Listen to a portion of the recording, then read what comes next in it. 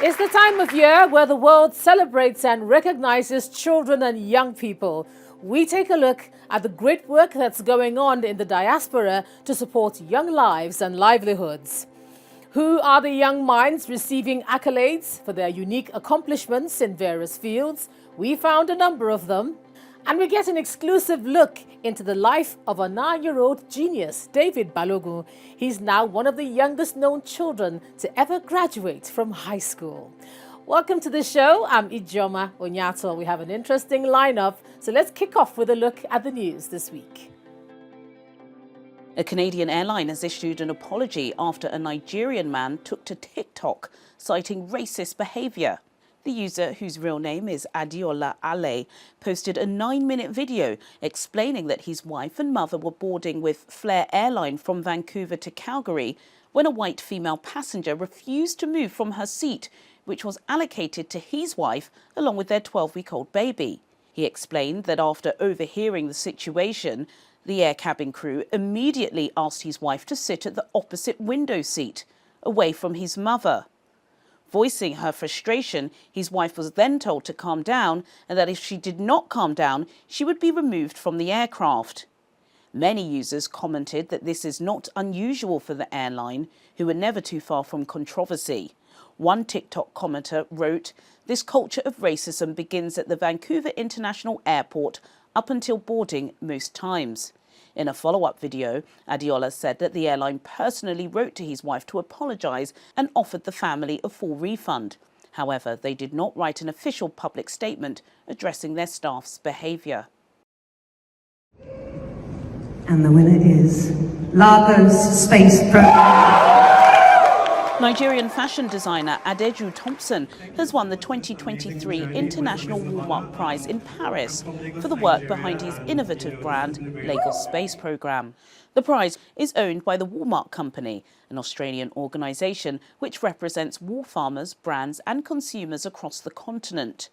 Lagos Space Program impressed the judges with the completeness of its high-end crafted ready-to-wear collections, with clear connections to his Nigerian culture. However, Adeju seemed to win over the judge through his use of famously delicate Australian wool to tailor each piece. Juliana Olayinka with the Diaspora Network News Wrap in London. Let's now take a look at the young minds in the diaspora recognized for their great accomplishments.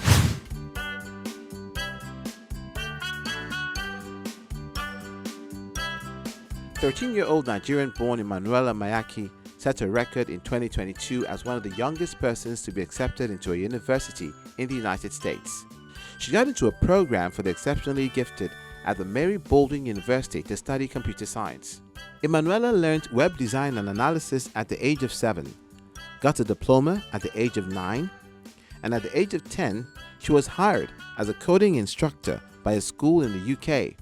She's an expert in HTML, CSS, JavaScript, jQuery, WordPress, PHP, MySQL, graphic design, Java, and Python. At the age of 11, she founded CodeKid, an information and communications technology academy in Abuja dedicated to closing digital literacy gaps for Nigerian girls. In May 2022, she was nominated as a STEM icon by STEM Kids New York City. She was also nominated to be featured as a recipient in Microsoft's Legacy Project Virtual Museums Women's History Month experience in the year 2021.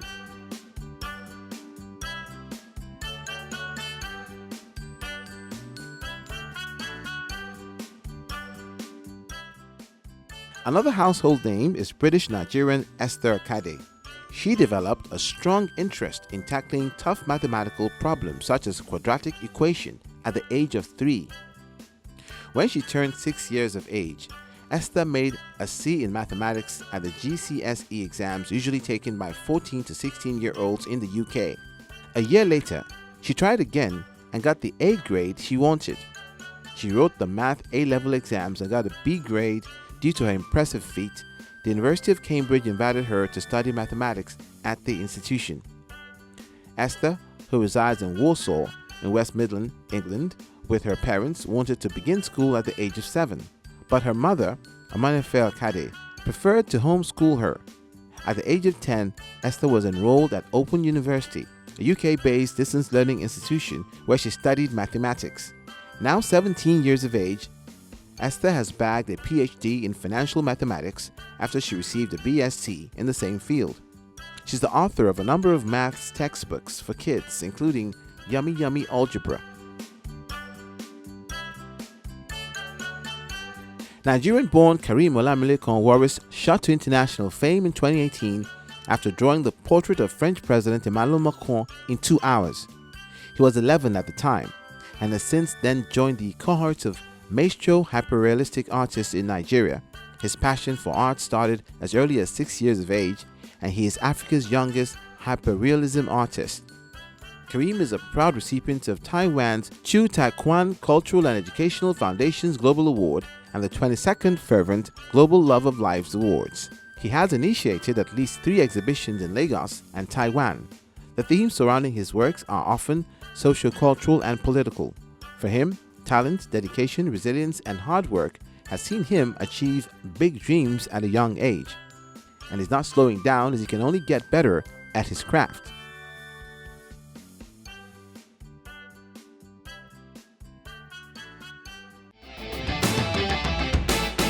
Among other things, World Children's Day is a time of celebration in some climes, but some diaspora communities also seize this opportunity to raise awareness about the hardship many children face in other parts of the world. Let's take a look. Although the date of observance varies by country, Children's Day is a commemorative date celebrated annually in honor of children worldwide. In Nigeria, May the 27th is a day young people look forward to as it offers them an opportunity to immerse themselves in social activities like excursions, fun fairs, parades, and the excitement of the day is palpable.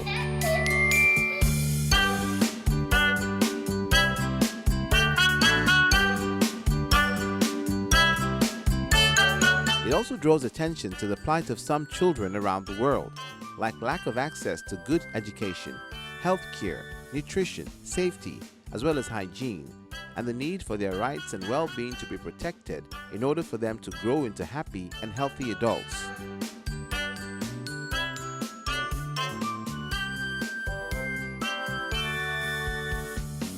We must show them love.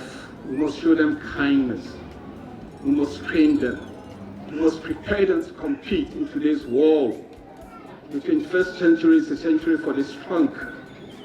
If we leave our kids unprepared, weak, we are not helping them. Also on the front burner is the significance of the roles of Nigerians in diaspora working closely with government, community councils, and global development agencies like the United Nations Children's Fund, UNICEF, International Child Development Initiative, ICDI, Plan International, and the International Bureau for Children's Rights, IBCR, to protect and improve the lives of children across the globe.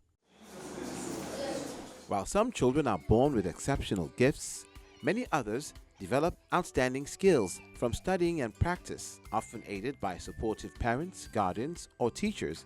And just like Nigerian adults who are setting the pace on a global scale, these young minds are not lagging behind. They're showcasing their gifts and talents in many areas, including academics, sports, art, music, intellectual ability, and more.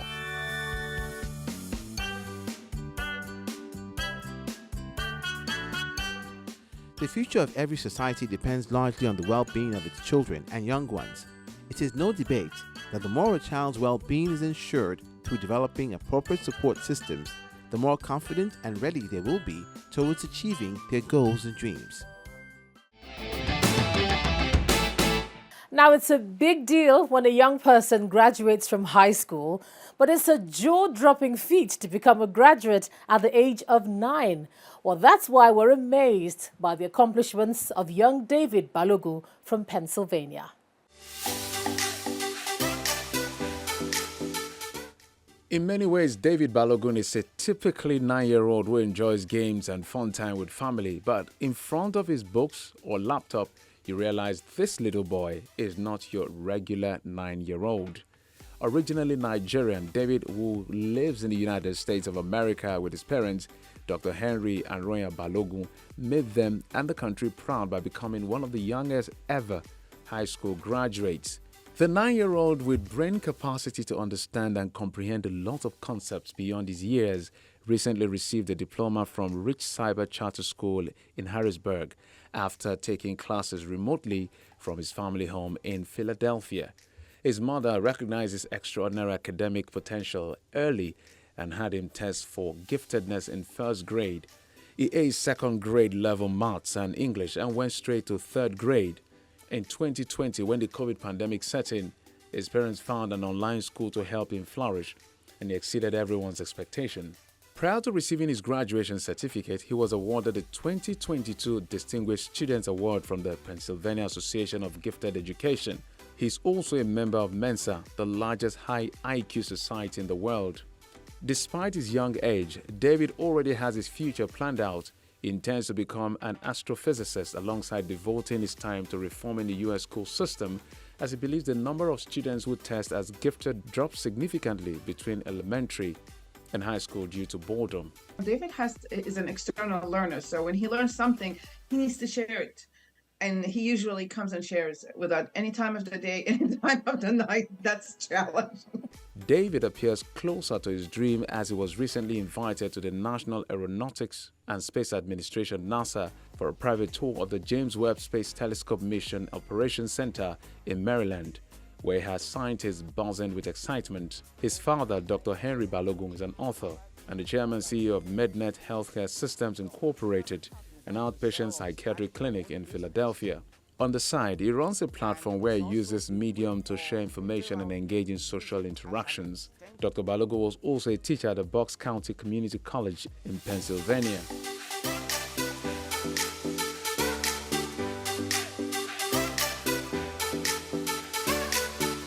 His mother, Ronya Balogun, is an accomplished pharmacist and psychotherapist with master's degree in counseling. She worked with Walgreens as well as CVS pharmacies. Presently, she heads business operations at MedNet Healthcare Systems Incorporated. David has so far received several offers from major universities, and with the help of his parents, he will be figuring out which university's curriculum is best suited for him. Besides academics, David is pursuing a martial arts black belt, plays the piano, and enjoys sporting activities.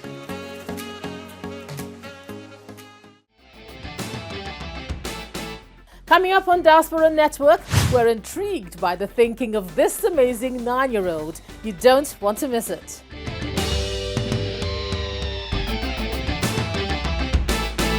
Welcome back to Diaspora Network. Now here's a closer look at this 9-year-old who's already started accumulating some credits towards his college degree.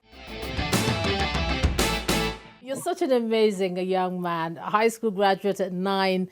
How do you feel, David? I feel good. I feel humbled. And I'm happy that I graduated at a young age, graduated high school at a young age. And now I'm looking forward to graduating college at a young age. So everyone's still amazed by what you've done. Tell us what you did to get here.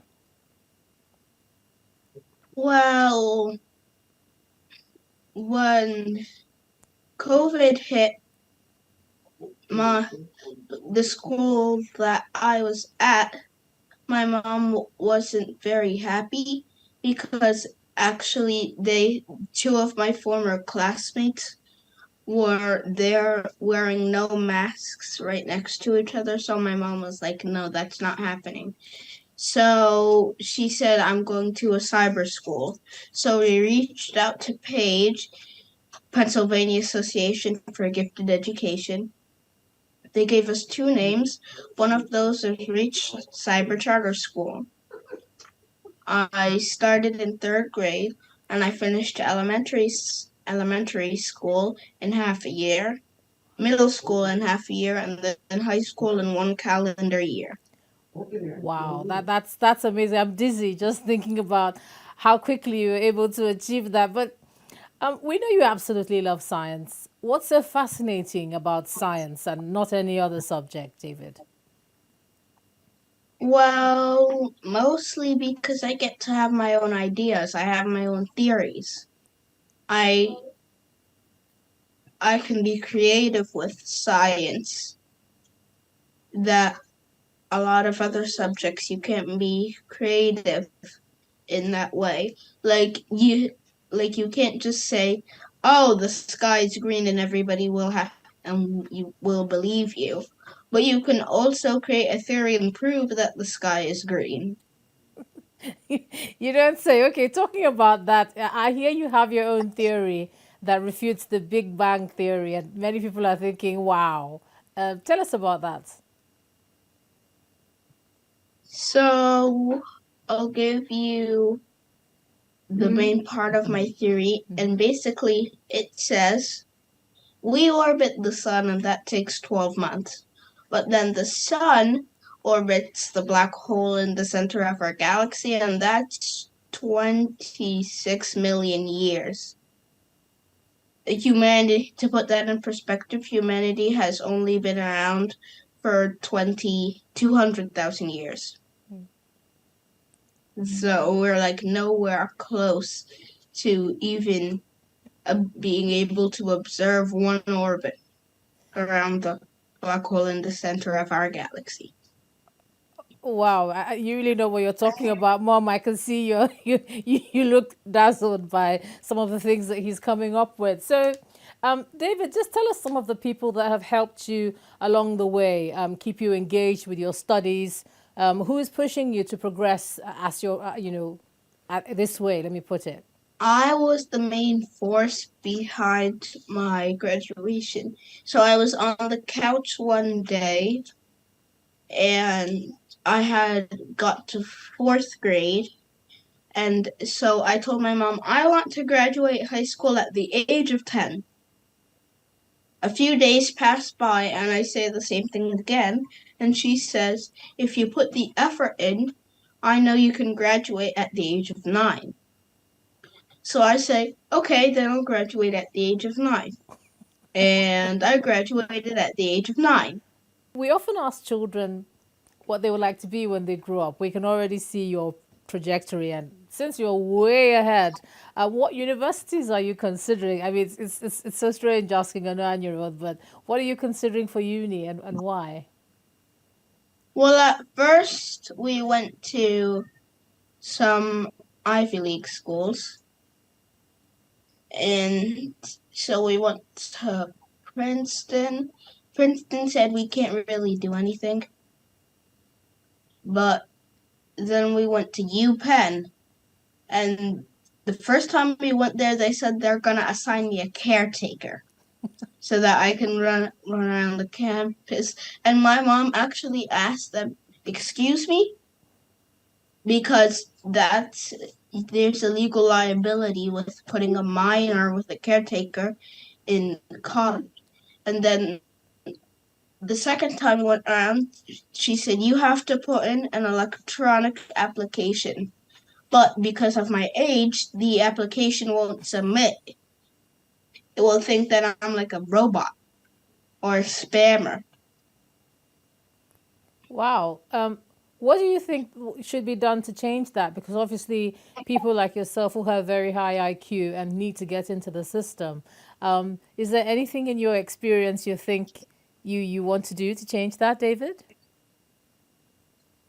Oh, the first thing that I think you should do is not put an age limit. I mean, if a robot puts in that they're 6 years old and their name is Josh, I don't know, Josh Misqually, then if you Google Josh Misqually, there should be some reports about him. If there's no reports, then you can know, okay, that's a spam call. Okay. But then there's people like me who are actually real people, and you can Google David Balogun and you'll see lots of different news and articles about me. Okay. I just want to intervene here for a little bit. When it comes to colleges, it's not just the reputation of the college, it's the accommodation for a 9-year-old. You can't just leave my son, a 9-year-old, in a class with 18 and 20s and sometimes older, with all the stuff, inappropriate conversation, things that happen in that atmosphere sphere is not 100% appropriate for a 9-year-old. Yeah, so it's going to take more than just a name. It's going to take a lot of understanding and accommodations for things like that for him to be in that college. Okay. Let's take the conversation somewhere else now. I mean, as our viewers can see, David's IQ is pretty high. Mom, talk to us about Mensa, the largest high IQ society in the world. David is one of its youngest members now. How does that feel? Tell us what that's all about. Mensa is, as you just said, the largest IQ society in the world. Only 2% of the population have a high enough IQ to get into the association.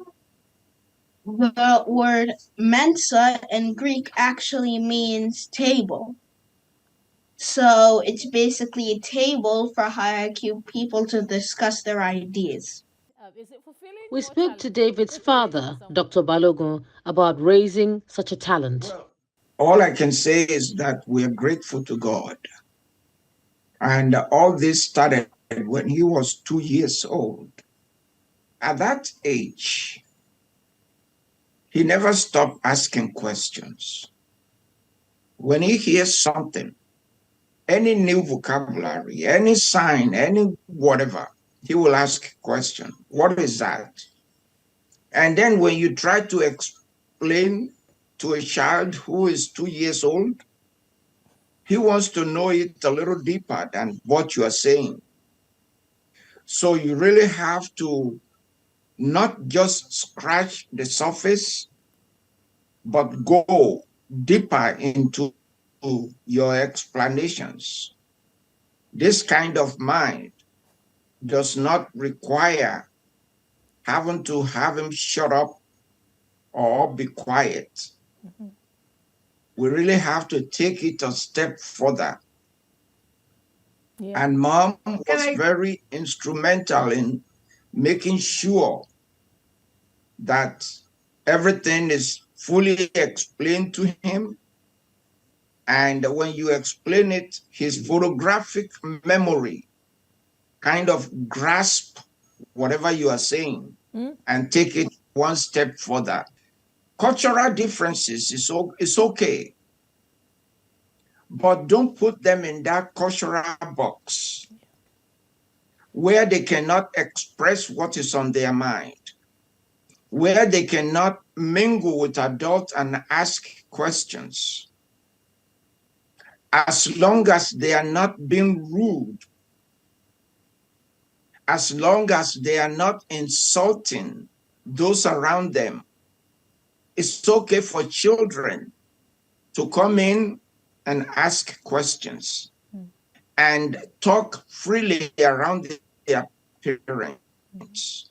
Give them that freedom to be able to be who they are. So, David, when you're not at your computer, what do you like to do for fun? Actually, when I saw that question, I responded to my mom, be at my computer. Because if I'm at my computer doing homework, then I'm at my computer doing programming, building robots, designing something. Okay. So it's not like I go out and say, okay, I'm done doing stuff for the day. And actually, one of the reasons why it's really important for me to do something productive in the day is because if I don't do something productive, I can't go to sleep. David, what do you think you'll be doing at 10 years from now? What would you like to end up being? Actually, another person asked me what I would like to be 5 years from now, and I said, I will figure that out 5 years from now. That's good. So you got me. Well done. You got right me on now, that one. Right now, I'm looking at astrophysics, engineering, software development, or chemistry. But what I'm actually going to be doing specifically in those fields, I'll figure out 10 years from now. All right, that's that. Thank you for teaching us that as well, and I'm sure our audience are wowed, and not just by you, but by the parents that have brought you up this far. And on that note, I'm going to thank you so much for joining us on Diaspora Network. We'll look out for you. Thanks to Mom as well. Thank you. Well, Nigeria has so many bright young minds like David, many of whom just need the right amount of encouragement and support to reach and exceed their potentials. And that's the show. You can catch all episodes of Diaspora Network on our YouTube channel. And of course, there's a lot more on our website. I'm Ijoma Onyato. See you next time.